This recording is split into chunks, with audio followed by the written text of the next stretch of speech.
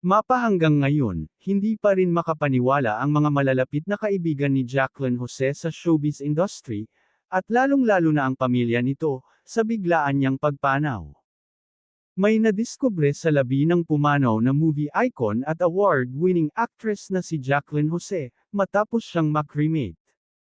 Ito ang naging revelasyon ng kapatid ni Jacqueline at dati ring aktres na si Veronica Jones, nang makapanayam siya ng ilang members ng media, sa burol ng nanay ni Andy Eigenman sa Arlington Memorial Chapels. May nakita raw na green bones sa labi ni Jacqueline Jose, na hindi karaniwang nakikita sa katawan ng mga tao. Sabi ni Veronica, kapag nagtataglay ng green bone ang isang tao, tunay daw na mabuti ang puso nito. O Jane, tunay na pangalan ni Jacqueline Jose, may sinasabi silang green bones. Ano raw ang ibig sabihin? Hindi lahat ng tao na na-cremate meron nun, very rare.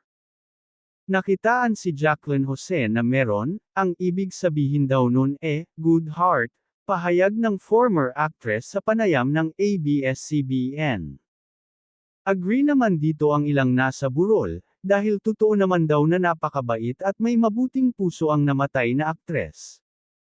Sa isang article sa internet tungkol sa green bones, ganito ang sinasabi, pagkatapos ng cremation at may nakitang green bones, may ginawa umanong kabutihan ang yumao nung ito ay nabubuhay pa. Ayon sa paniniwala ng mga Chinese, bihira lang itong makita, kaya kapag nakakita ng green bone sa cremation, dapat itong itabi ng pamilya dahil magsisilbi itong pampaswerte.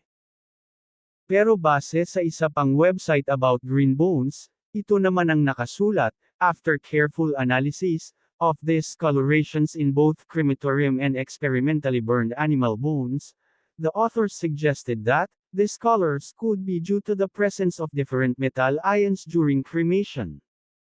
Copper for the pink color, iron for the green and zinc for the yellow.